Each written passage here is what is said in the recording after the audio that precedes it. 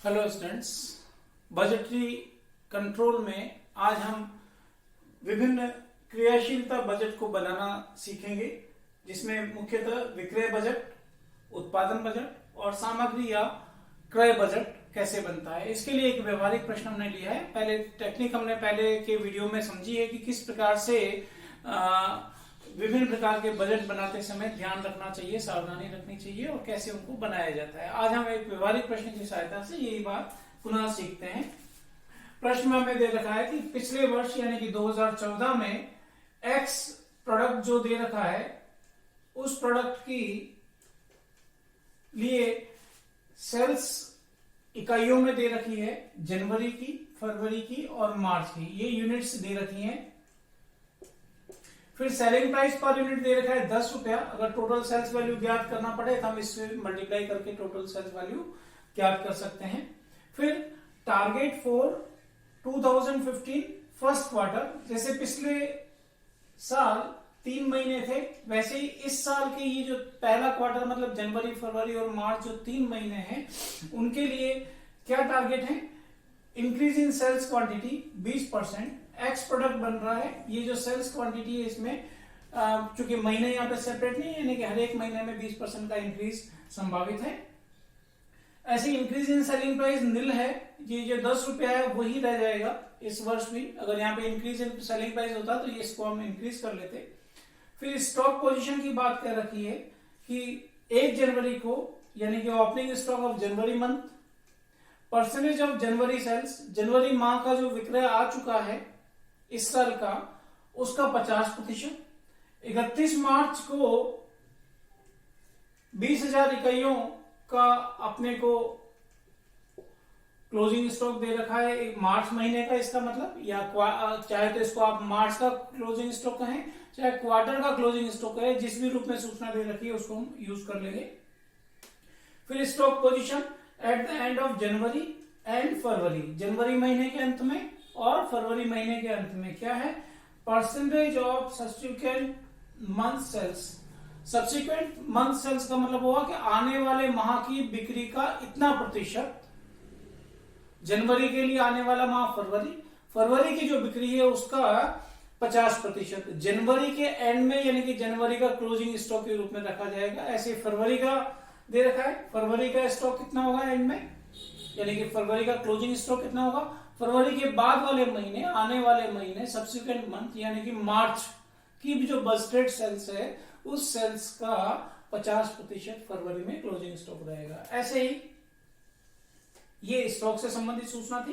फिर उसके बाद में बता रखा कि मेटेरियल कंज्यूम, एक्स के एक प्रोडक्ट में एक्स उत्पाद जो बना रहे हैं उसमें ए प्रकार की और बी प्रकार की सामग्री काम में आती है। प्रोडक्ट अलग चीज है, उत्पाद अलग चीज है और सामग्री उसमें कंज्यूम होने वाली चीज है वो अलग है। जो बाजार से हम क्रय करते हैं वो सामग्री, फैक्ट्री में उसको प्रोसेस करके जो बनाते हैं वो प्रोडक्ट, उत्पाद कहलाता है।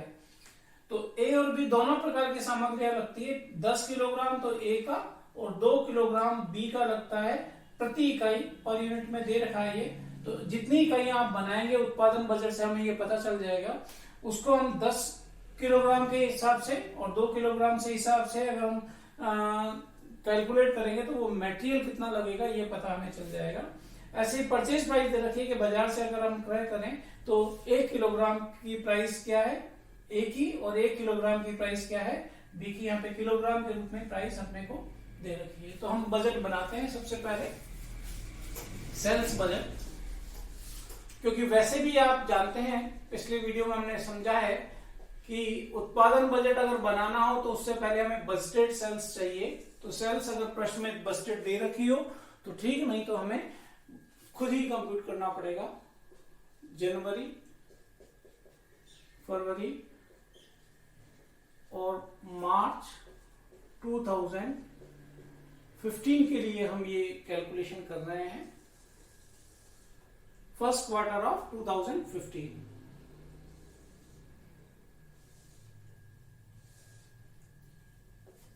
यूनिट्स में है चूंकि, तो ये यूनिट्स भी यहां पे यूनिट हम लिख लेते हैं। पर्टिकुलर्स यहां पर सेल्स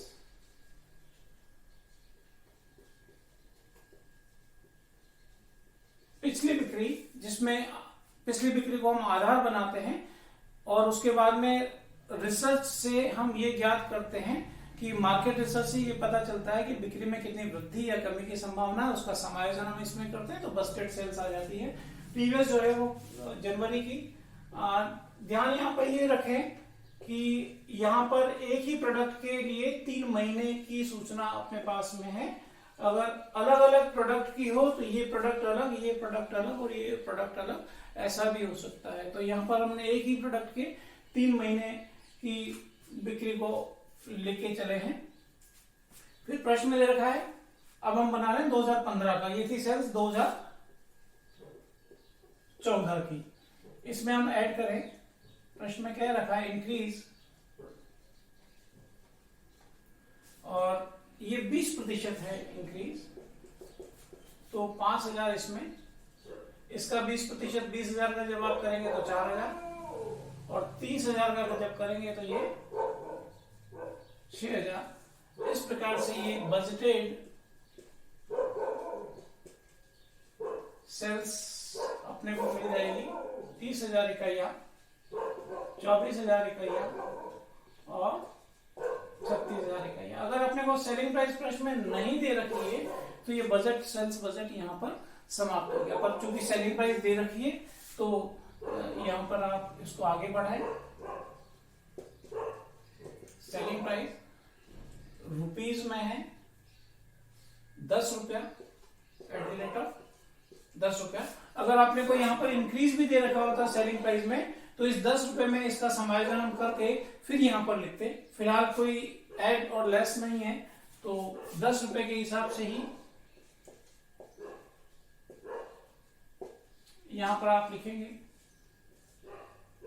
और इसके बाद में ये सेल्स वैल्यू बन गया। ये सेल्स वैल्यू बजट जब हम रुपए से मल्टीप्लाई कर लेते हैं तो इसको सेल्स वैल्यू बजट भी कहते हैं। इसको मल्टीप्लाई कर लीजिए, 30,000 को 10 से तो 3 लाख रुपए, और 2,40,000 रुपए, और 3,60,000 रुपए। तो ये सेल्स बजट इस प्रकार से हमारा तैयार हो गया। अब जब हम उत्पादन बजट बनाते हैं तो हमें ये चीज चाहिए वहां पर, बस्टेड सेल्स। ये अगर प्रश्न में होती तो सीधा वहां से लेके उत्पादन बजट प्रारंभ होता, और नहीं है तो पहले सेल्स बजट बना के हम पहले बस्टेड सेल्स ज्ञात करते हैं इकाइयों में, उसके बाद हम प्रोडक्शन बजट बनाते हैं। तो ये सूचना, अगला बजट जो हमारा होगा वो हम बना रहे हैं प्रोडक्शन बजट 30, 24 और 36,000। 30, 24 और 36,000 जो है वो बजटेड सेल्स है।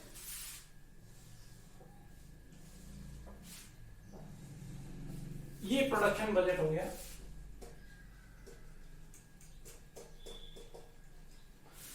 तो हमें प्रोडक्शन करना है किसके लिए, रिक्वायर्ड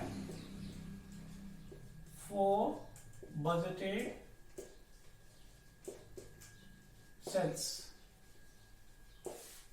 बजटेड बिक्री के लिए जो प्रोडक्शन अनिवार्य है वो, उसके लिए हम प्रोडक्शन कर रहे हैं। सेल्स को मीट आउट करने के लिए प्रोडक्शन कितना, तो अभी हमने ये कैलकुलेट किया था 30,000, अभी भी इकाइयों में है ये 24,000,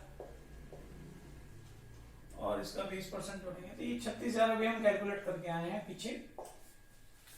इसमें हम जोड़ते हैं एट क्लोजिंग स्टॉक। अगर क्लोजिंग स्टॉक रखने की कोई रिक्वायरमेंट है तो उसको आप इसमें जोड़ दीजिए। प्राय इसलिए होता है कि प्रोडक्शन करने में समय लगता है।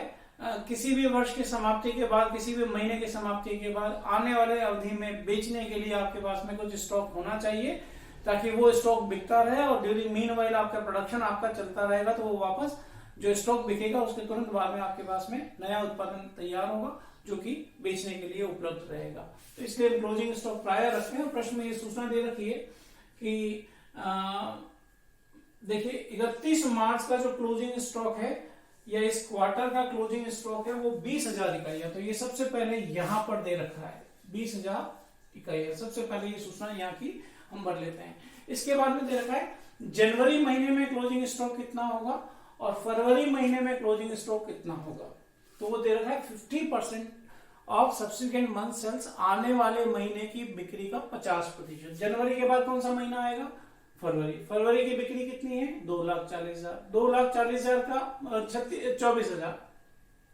24,000 का 50% अगर अपन करेंगे तो कितना आएगा? ये 12,000। ये आपने किया प्रश्न की सूचना का उपयोग ऐसे कि आने वाले महीने की बिक्री का 50%, इस वाले महीने का क्लोजिंग स्टॉक है। ठीक इसी प्रकार से 36,000 का अगर हम 50% कर लेंगे तो ये हो जाएगा 18,000। तो इस प्रकार से ये क्लोजिंग स्टॉक हमारे पास में आ गए। इनको आप ऐड कर लीजिए। इतना प्रोडक्शन तो हमें करना पड़ेगा to meet out sales and closing stock, दोनों के लिए कुल मिला के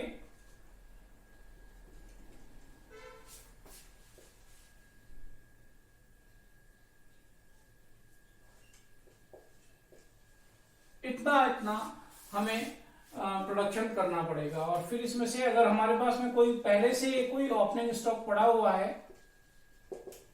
तो उसको माइनस कर देंगे तो बजटेड प्रोडक्शन आ जाएगा।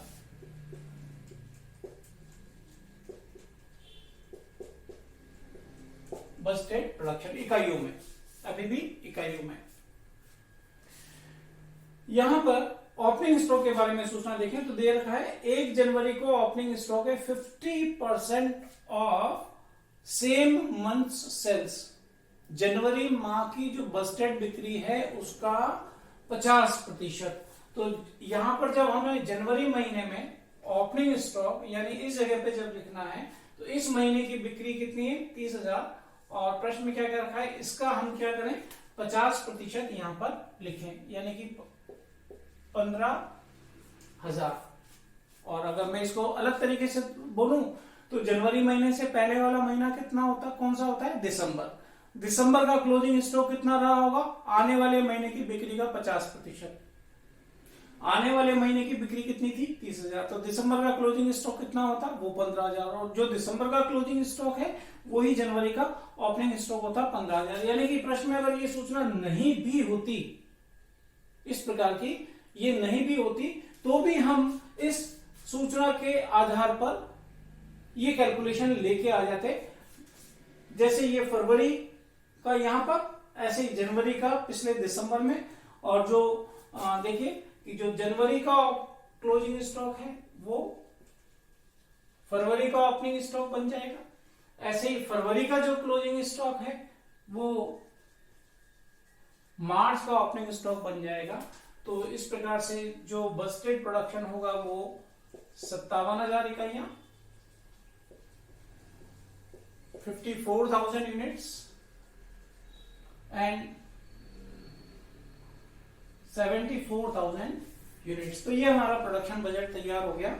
अगर हमें प्रोडक्शन की कॉस्ट दे रखी होती जो कि इस प्रश्न में नहीं है, तो प्रोडक्शन बजट बनाने के बाद में अगर हमें एक साथ एक ही रुपया मालूम होता कि production total production cost is rupees, for example ₹20 per unit production cost है, तो इसको हम 20 रुपया से गुणा करके यहाँ पे प्रोडक्शन कॉस्ट निकाल लेते हैं। फर्दर अगर हमें एक साथ नहीं देखे, direct material, direct labour, direct expenses and production overhead, इस तरीके से मान लो 4 अलग अलग भागों में कॉस्ट प्रति इकाई दे रखी होती, तो हम प्रोडक्शन कॉस्ट बजट इसके बाद में बना लेते। इसको और इसको क्रमशः गुणा कर लेते उन कॉस्ट से, तो प्रोडक्शन कॉस्ट बजट बन जाता इसके बाद में। तो प्रश्न में लागतें होती जो भी, तो उससे गुणा करके हम ये कैलकुलेशन कर सकते थे, परंतु फिलहाल नहीं है, तो बजटेड प्रोडक्शन पर ये हमारा प्रश्न समाप्त हो गया। फिर उसके बाद में देखिए अपने को मटेरियल के बारे में कह रखी, ये सेल्स के बारे में थी, हमने सेल्स बजट बनाया। जब हमें प्रोडक्शन के बारे में या क्लोजिंग स्टॉक और ओपनिंग स्टॉक कितना उत्पादन का रखा जाएगा उसके बारे में सूचना मिली थी, तो हमने प्रोडक्शन बजट बना लिया उसका उपयोग करके। अब अपने को कहा जा रहा है कि मटेरियल जो कंज्यूम होता है ए और बी प्रकार का इतना, तो अभी हमें जो बजटेड प्रोडक्शन मिला है इसके आधार पर हमें ए और बी प्रकार की सामग्री का उपयोग ज्ञात करना है। तो देखिए इसको मैं एक बार यहाँ पे लिख लेता हूँ। जनवरी का 57,000, फरवरी का 54,000 और मार्च का 74,000 यूनिट्स प्रोड्यूस की जा रही है, बस्टेड प्रोडक्शन है। अब हमें बनाना है मटेरियल बजट। मटेरियल बजट किसके लिए बनाएंगे हम? एक्स नाम का प्रोडक्ट बनाया जा रहा है, उसमें ए और बी दो प्रकार की सामग्री का उपयोग हो रहा है। तो हम वास्तव में यहाँ पे उत्पाद को ध्यान में रखते हुए मटेरियल बजट जो बनाएंगे वो ए और बी प्रकार की सामग्री के लिए बनाएंगे, जनवरी, फरवरी और मार्च महीने में। तो material budget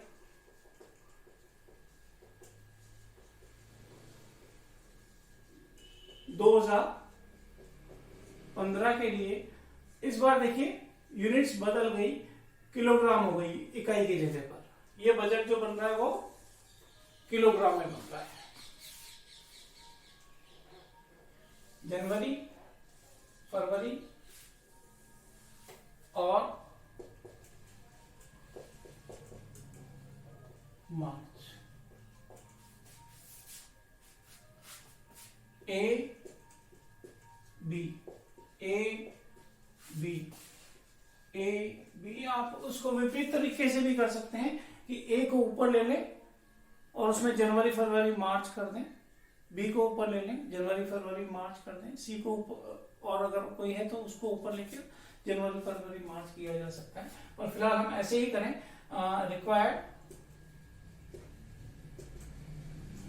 for budgeted production, कितनी आवश्यकता है? तो हम सामग्री बजट, मात्रा बजट है, ये मात्रा में बना रहे हैं, किलोग्राम में बना रहे हैं। एक्स प्रोडक्ट की हम 57,000 इकाइयां बनाते हैं और हर इकाई में 10 किलोग्राम लगता है। तो यहां पर आप 57,000 मल्टीप्लाइड बाई 10 यानी कि 5,70,000 किलोग्राम ए की आवश्यकता होगी।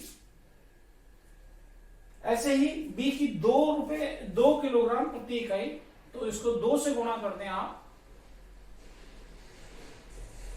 1,14,000 किलोग्राम यहाँ पे लिखा हुआ हमने, इतनी बी की आवश्यकता होगी। ऐसे ही इसको हम फरवरी महीने में 10 किलोग्राम के हिसाब से 5,40,000 की आवश्यकता यहां होगी किलोग्राम की, और उसी प्रोडक्ट को बनाएंगे तब बी लगता है 2 किलोग्राम प्रति इकाई। 54,000 को अगर 2 से मल्टीप्लाई करें तो 1,08,000 is required to produce 54,000 units in February month of B type of material. Similarly, A type of material required to produce 74,000 is equivalent to 74,000 multiplied by 10 means 740,000. And B type of material के लिए हम बात करें तो 74,000 हम बना रहे हैं मार्च महीने में, और एक इकाई में हमें बी चाहिए 2 किलोग्राम, तो 2 से मल्टीप्लाई कर दें, 2 मल्टीप्लाइड बाई 74, 1,48,000 किलोग्राम। तो ये हमें बस्टेड प्रोडक्शन के लिए आवश्यकता होगी। तो ये यहां पर समाप्त हो गया। हाँ, अगर हमें प्रश्न में सूचना दे रखी होती तो हम इसमें क्लोजिंग स्टॉक को ऐड करते, टोटल करते, फिर उसमें से ओपनिंग स्टॉक को माइनस करते, तो यहां पर बजटेड मटेरियल या बजटेड परचेज आ जाता इस प्रकार से, जैसे कि अभी प्रोडक्शन बजट में हमने कंप्यूट किया था, ये समायोजन करके इन ए बी के लिए।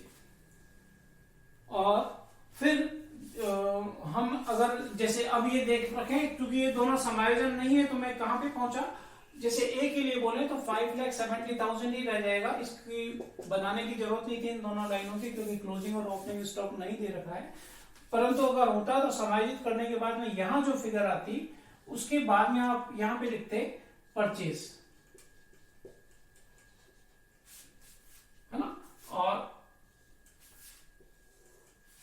Purchase price.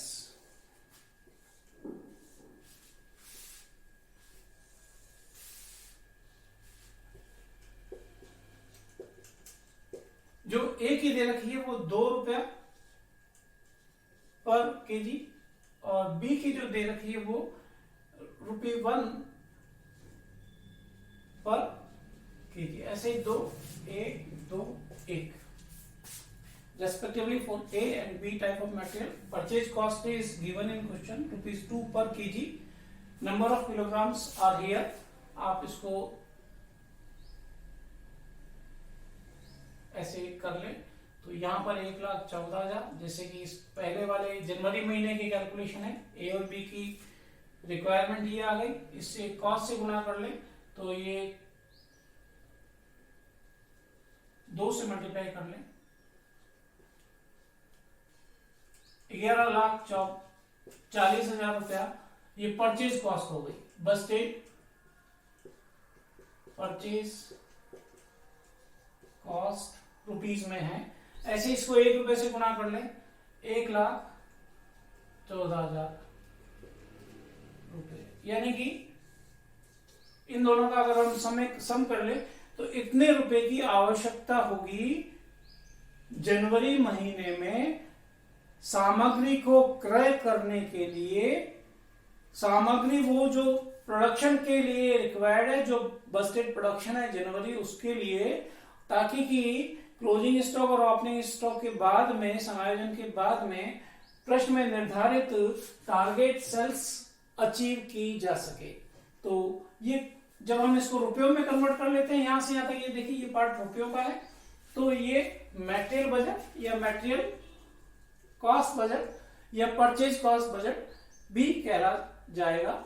जब तक इकाइयां हैं तब तक ये मटेरियल बजट है, उसके बाद में मटेरियल कॉस्ट बजट होगा। तो इस प्रकार से हम फंक्शनल बजट को तैयार करते हैं। मैं ये दोनों कैलकुलेशंस छोड़ रहा हूं, इसको केवल आपको मल्टीप्लाई करना है 2 से और 1 से, यहां पर भी 2 से और 1 से, और यहां पर लिखना है।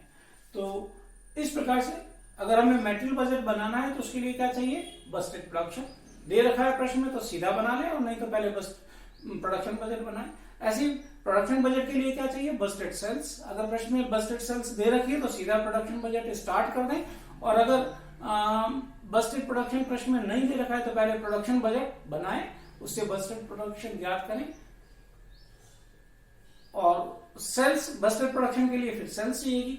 सेल्स कहां से लेके आएंगे, प्रश्न में अगर बस्टेड सेल्स दे रखी है तो बस्टेड सेल्स को ले ले, और अगर बस्टेड सेल्स नहीं दे रखी है तो पहले सेल्स बजट बनाए और वहां से बस्टेड सेल्स लेके आए। यानी कि क्रम हमारा बनाने का जो रहेगा वो पहले सेल्स बजट, उसके बाद में उत्पादन बजट, प्रोडक्शन बजट, और उसके बाद में सामग्री बजट, मटेरियल बजट या परचेज बजट। तो इस प्रकार से फंक्शनल बजट बनाए जाते हैं। Thank you.